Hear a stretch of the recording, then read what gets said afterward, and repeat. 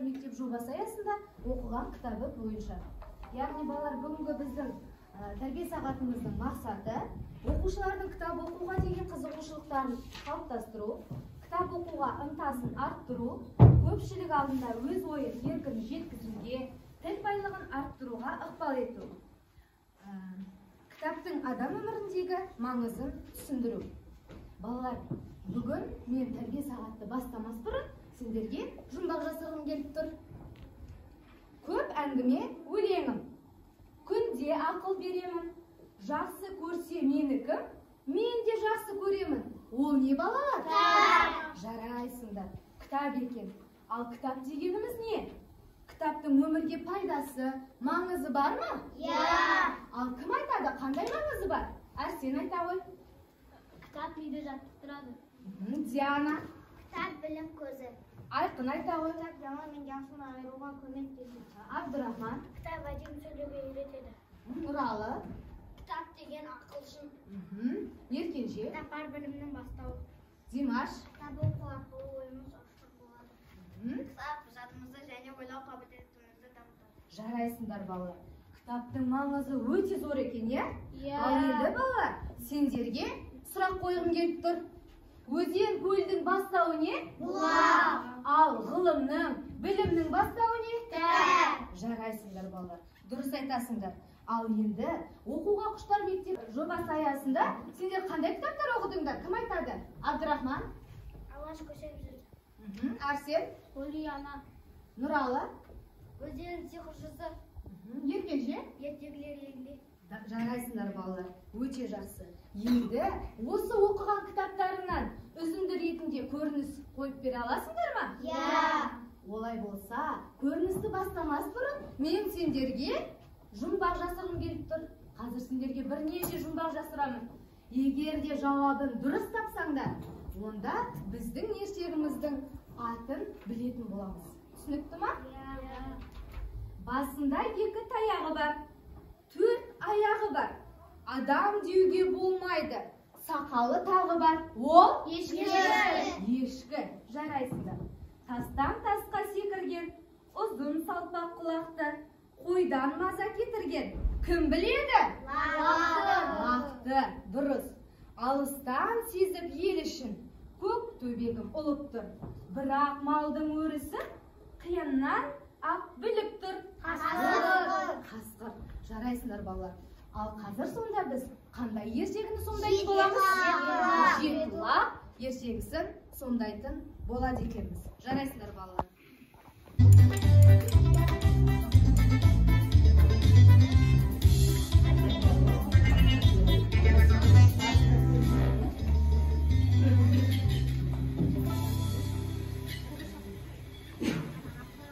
Баяғы заманда бір ешкі болыпты. Оның 7 лағы бар екен. Олардың үйі орманның шетінде орналасыпты. Ешкі лақтарына азық әкелу үшін күнде орманға кетеді екен. Үйінен шығып бара жатып, Шырақтарым, лақтарым, мен қазір сендерге орманға барып, сүт, шөп алып келемін. Сендер мен жоқ кезде есікті ешкімге ашпаңдар. Ана орманда қасқыр жүр. Жарай ма? Мен келгенде шырақтарым, лақтарым, қарақтарым, сендерге шөп, сүт алып келдім деп айтамын. Сол кезде ғана ашасыңдар. Жарай ма? Жақсы. Кеттім. деп кетеді екен. Бір күні орманға кеткенде үйіне қасқыр келіп, есігін қағады. Шырақтарым, аналарың келді. Есік ашыңдар, шөп, сүт алып келді. Біздің анамыздың дауысы басқа, сіздікі жуан, ал біздің анамыздың дауысы жіңішке. Біз есікті ашпаймыз. Деп лақтар қасқырға есікті ашпай қойыпты. Үйге кіре алмаған қасқыр аю ұстаға келіп, даусын жіңішкертуін сұрайды. Аю, менің даусымды жіңішкертіп берші. Менің даусымнан бәрі қорқады, өзіме де ұнамайды. Даусың өзіңнің амасы, даусың жолда күншілестерей. Кәлі, көмегіңе кедір қап берейін. Ал қасқыр ешкінің үйінің жанында тығылып отырады. Сол кезде өрістен ешкі келіп: Лақтарым, қарақтарым, мен сендерге шөп алып келдім. Есікті аша қойыңдар, дейді. Қалайсыңдар шырақтарым? Мен жоқ кезде үйге ешкім келмеді ме?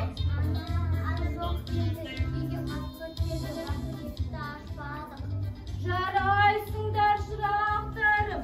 Мен қазір сендерге орманнан сүт алып келемін. Сендер есікті ешкімге ашпаңдар, жарай ма? Жақсы. Деп ешкі орманға кетеді. Осы кезде ешкіні аңдып тұрған қасқыр үйдің есігін қағып: Лақтар, аналарым келді. Сүт алып келдім. Есік ашыңдар.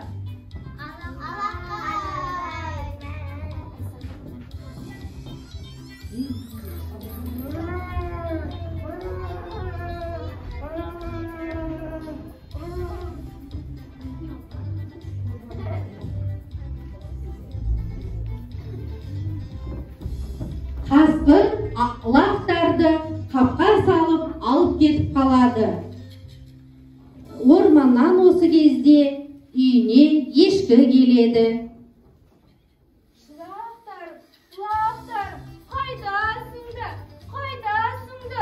Не істеймін енді? Тек кішкентай лақ қана пештің ішіне тығылып аман қалады.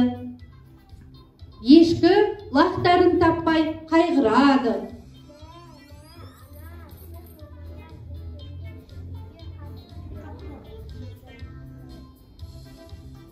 Болған жағдайды анасына айтып берген кішкентай лақты ертіп, ешкі орманға лақтарын іздеуге кетеді. Лақтарым қайда екен менің лақтарым? Аю, көмектесші. Менің лақтарымды қасқыр алып кетіпті. Енді не істеймін? Атпайым, сені алдырған екен. Қазір мен оған көрсетейін. Аю қасқырды тауып алып, лақтарды үйіне алып келіп береді. Ал ешкі болса мәз болып, лақтарымен ұзақ өмір сүріпті.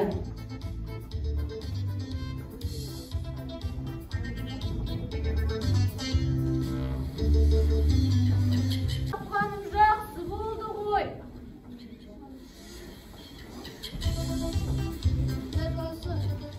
Біз осы жетілақ ертегісіне байланысты кітап жасадық. Атақ беремін.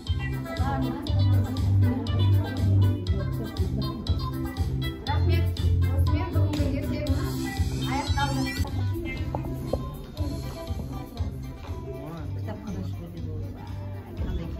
Бұл кітапты жасаған себебіміз кішкене мүмкіндігі шектеулі балаларды осыған қарап, әр жерге барып, құрастырып, осылай жасағаны пайдалануға болады. Осы жоба аясында осындай сыныппен жетілақ ертегісінің